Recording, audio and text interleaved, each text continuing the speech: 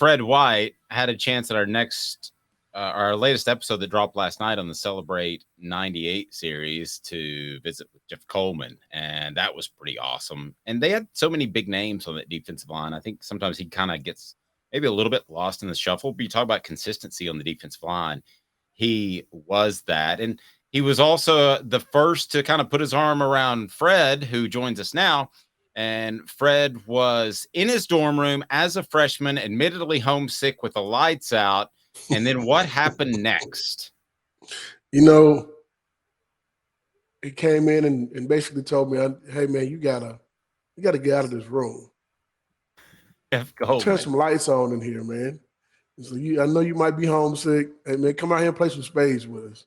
And I was sitting there thinking, like, I didn't know anybody else played spades. Yeah. I think white people play spades too, but it's called rook. It's the same game. I mean, that's the only difference. When I played spades the first time, I was like 18 or 19. I was like, hey, guys, we're all just playing rook with a regular set of cards. Have you ever played rook? I've never played rook. I've never even heard of it. Yeah.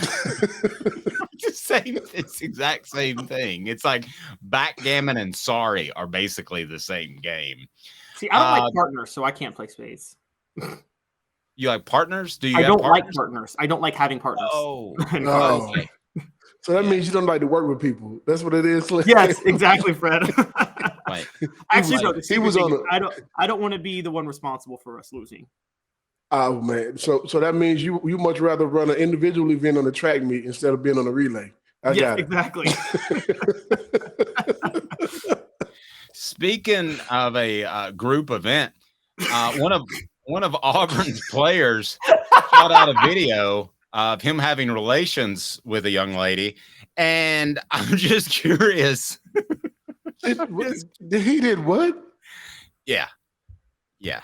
And should we tell Fred the full story? Yeah, tell Fred the full story. It's pretty salacious, and I love it on a Friday. Oh my goodness. Auburn's already released a statement that they're investigating, but there is a video of Jarquez Hunter allegedly engaging in activities with somebody, sexual activities with somebody. and it's gotten out. Now, we don't know who shot the video, but it could be a big deal if he shot the video and the person that he was engaged in activities with did not know he shot the video, and then he put it out against their wishes. Hey, man, I think that's called revenge porn. No, that's called rape, ain't it? Well, it sounds like she consented to the sex. Yeah, she consented to the sex. Yeah. I want to be fair. She consented to the video. Yeah. But you don't send it out, obviously. Hey, man, in the words of the movie Friday, in the words of Smokey from Friday, how in the hell you get fired on your day off? But I guess come on now. If there is in some case that she didn't consent to it, then I do feel bad for her. So we'll get serious for a moment. But I'm curious with social media and phones and everything. You're my age, so I just started. I think I got my first phone like 95, 96. I don't know when you got your first phone, but have you ever thought to yourself how different it would have been as a player having a good time with your teammates with social media? I mean, that's tricky. I don't like people recording me. I don't even like taking pictures. I don't either. So I wouldn't want nobody filming and recording around me. And if you came to my house, I'd probably make you put your phone in a bowl or something. I mean, we're not going there. I'm not doing this. So instead of putting the keys in the bowl, the phone in the bowl. I'm sorry. Yeah, that's right. I got somebody's phone. So, Fred, do you think this would be, in all seriousness, do you think this would be something that you guys, the type of thing that you guys would have policed, like payments? Because everybody thought that every player was getting under the table cash. And you've told me, and I believe you both on and off the record, that just didn't happen. Because you guys didn't want to get in trouble and let the team down. Would you guys have been able to police this as well, do you think? I think we would have. I mean, we policed everything else. We made a rule that if you go out and talk about yourself in the media, you're going to have to see us in the locker room. and that was our team rule. So no one talked about themselves. They always praised their teammates, and whoever helped them get to wherever they're going. But however, this is a different age. This is different. I don't know what it would have been like. I can say what we would have done, but we didn't have it to actually live it for ourselves as a reality. So I can't tell you what I wouldn't have done either. I can tell you a lot of things I thought I wouldn't have done if when I didn't have money. And then all of a sudden I got a little bit of money and realized, oh, wait a minute. I didn't realize this was that good. So, I mean, it's a few things that you would do different. You know what I mean?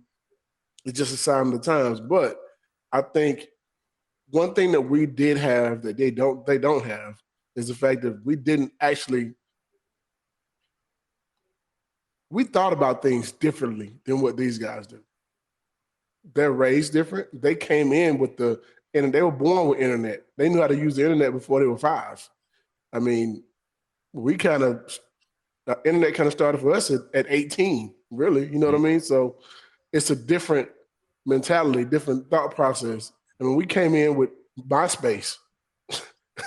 You look at Facebook now. I mean, some of the things we didn't even have those things on MySpace. You know what I mean? We didn't put anybody in our videos or post all these pictures and all that type of stuff either. So I don't think we would have done that either. Go back to something you said earlier. The players all amongst themselves said, don't go out and talk about yourself. Because I've always thought that came from coaches, but the players actually told each other, don't talk about yourself. No, we had our team meeting and we talked about this and how Coach Foreman said we were going to be an 8-4 team. Myself and Jeff talked about that last night. And when we kicked the coaches out of that meeting room that day, that was part of our rules. You do your job first, and then you help. And then if we catch you talking about yourself, it's not going to be good for you when you get back to the locker room. You give the respect and the love to your teammates, the people who helped you get there. And I think it was more so that way because for 3 years, all the media was dominated by one person. And nothing against him. He deserved every last piece of that, that love and respect that he got from the media and fans and all those type of things. But we felt like we were being disrespected. So our thought process was talking about Peyton, right? Yeah, about. I mean, he was the number 1 pick in the draft. I mean, and rightfully so. Everyone talked about him. He was the guy who everyone, whenever you talked about Tennessee, Peyton Manning and Tennessee. So it just kind of gave us that thought process. We don't have any superstars right now, and that's how everybody kind of looked at it. They thought all of our superstars had left. Well, we were a number 2, number 3 recruiting class as well, so we knew we had something to give and something to show our fan base and something to go out and work for. Which is one of the reasons I think we actually won the championship because we had a whole lot to prove. We just got beat by Nebraska pretty bad with the senior group that all left and the number 1 player in the draft. And then we come back the next year and everyone's telling us we're not good. I mean, I don't know what you expect from guys who are competitive as hell and want to win. So, yeah, and I wonder if that. So you guys all say it to a man. You say no disrespect to Peyton, but you felt a little bit disrespected in that you guys were just supposed to fall off the map. And for those that haven't checked out the Celebrate 98 series, we've heard it a couple of times that Philip Fulmer said this is a 7-5 or 8-4 team, somewhere in there. So, Fred, as far as T and all those guys, you're motivated to show that you're an elite team without Peyton Manning, but it's still the respect factor you had for Peyton Manning that I think is so strong and what comes across. That to me has been significant throughout the Celebrate 98 and then even talking to you about the team 5 years ago. Yeah, and I look at it like this with Peyton. There was a question that was asked about how, did he have any part in us? Yeah, he did. I don't know if I come to Tennessee if Peyton Manning's not the quarterback here. I think it made Tennessee look better because Peyton Manning was here. Not just to myself, but to a lot of guys. That's Archie Manning's son. You know what he can do. We've seen videos of him and stuff like that. So you already knew he was going to be a really good football player. And he started as a freshman. So I think a lot of guys in our class kind of felt that, okay, we got a quarterback. We have an opportunity to win a national championship just because we got that guy. And then you have the number one recruiting class on top of it with receivers and linemen and those type of things. I think going against Peyton every day in practice prepares you in a different way when you're in the secondary because he can make all the throws. He can read defenses. He can tell you what you're in and try to beat you at it. So those things made us better because we went against the best player in college football, the guy who was the number one player picked in the draft. We went against him every day in practice. So when we went to games, we knew there wasn't anybody on the other team better than our quarterback. First of all, so if we can rattle him in practice, we can rattle any quarterback. Let me ask you this. I know Caleb wants to jump in here. The visit with Fred today is brought to you by AndyMasonRealEstate.com. AndyMasonRealEstate.com. Over 40 years of experience in real estate. Save you thousands. I'm talking thousands, if not tens of thousands. AndyMasonRealEstate.com. He's my realtor. He should be yours. Best prices, best service in the biz.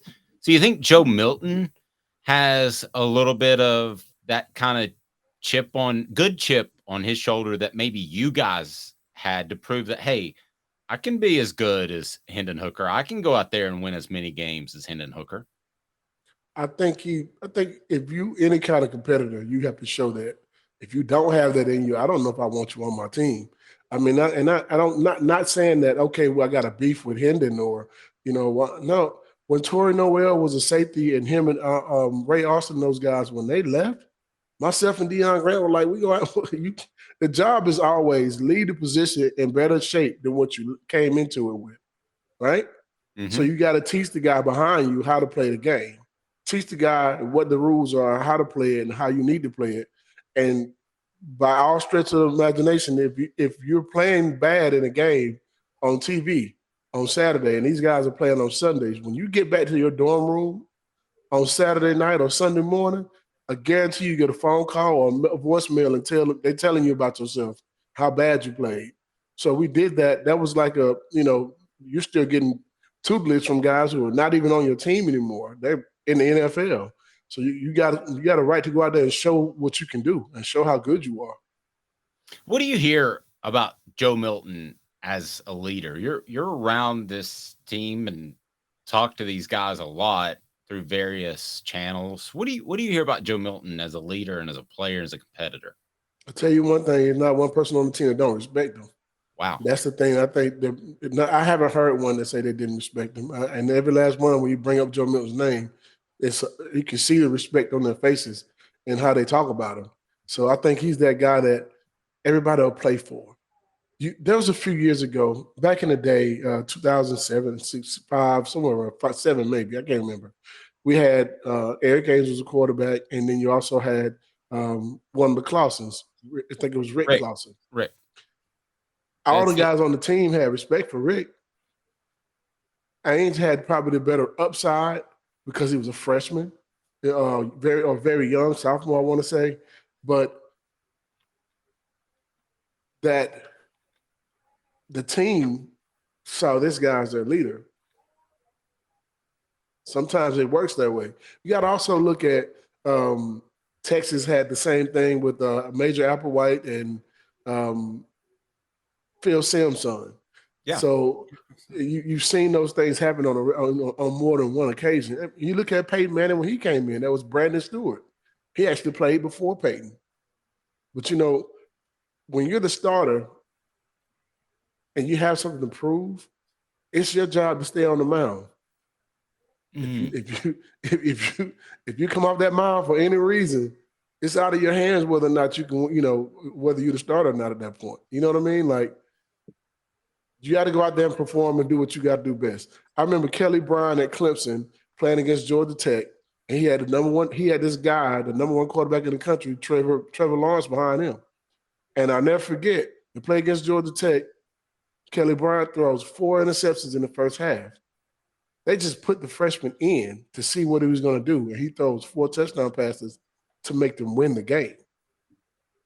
So if you're a senior and you got something to prove, keep your hat on and stay on the mound. Plain and simple.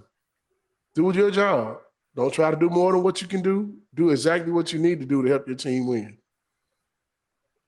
Fred, looking back on that 98 team, one of the reasons I felt like you guys were so disrespected, which kind of threw me off too, and I've always said that I feel like some of it seems like people would cover recruiting back then and then forget about the recruiting classes they covered a year later, because we know about y'all's class, the 95 class, you guys, that's the most successful class in Tennessee history, but the 97 class was probably like on paper the most loaded like I had ever seen. And how much did those guys, how much of an impact did it have those guys having a year of experience under their belt for the 98 team? Deion Grant obviously is one of those guys, but how much of an impact did that have, just them having one more year of experience? That class? Keep in mind, some of those classes that we had could have went to other schools and played immediately.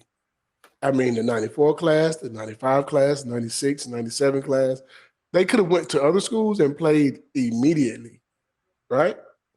So I think I always say this: you don't win a national championship in 1998 without the group that came in without the group that was 95 seniors. That group of 95, that 95 team built something, and they learned it from other guys ahead of them. And they kind of showed us how to win, how to work hard, how to be professional about what you do at work, every day. They were trying to win a championship. That group of offensive linemen that were all seniors, they wanted to win. And that was the only thing on their mind, was winning. And don't get in our way if you're not trying to do so. That set the standard for what it was like to be at UT. That set the standard for me to say, okay, give it everything you have. You go out here and you work hard every day. And if you want to play, you got to beat somebody out. And that was how we thought about it. But coming into 98, we realized that these young guys can play a big role. And I think them seeing how hard that 97 team worked helped them as freshmen to see what it was like to be in 1998. When you're winning, man, winning is contagious. It's not, you want to keep winning. That's not something that we never walked on the football field. I never walked on the football field and thought I was going to lose, ever. So that was just my mentality, but I think most of our team came from cut from that same cloth. Click that like button. Helps us bring more people in. We appreciate that. Punch the thumbs up button. Football Friday with Fred each and every Friday. VFL Fred White on the program each and every Friday. And Fred, how quickly does a team determine who its leaders are? I don't think it's a team I don't think you just determine who your leaders are. They just kind of happen. Okay. How does that happen? I mean, how did you know that Al Wilson was a great leader or was going to be a great leader? At what point did that happen? For me, it still happened at Auburn game, but he was my roommate my freshman year. So we talked to each other every day about all kind of stuff. You know what I mean? And by the time we got to the point of being in the SEC championship against Auburn, we already saw what kind of leadership skills, a lot of the guys had. It was just one of those things where, okay, he just showed up in a different way. You walk the game, but you talk the game, but you walk the game too. You see how hard he worked every day. Leading by example was kind of the first part of it, but pushing you through drills and those type of things is the second part of it. But then also being a leader when you're off the football field and stopping guys from doing dumb stuff or taking up for somebody when they needed you to take up for them or whatever it may be. Hey, man, we're not going out tonight. If we catch anybody out tonight, it's going to be a problem. Hey, man, everybody respected each other. We respected, all right, let's do this. We're going to do it this way. But every group had their own leaders. He was just the biggest leader of the group.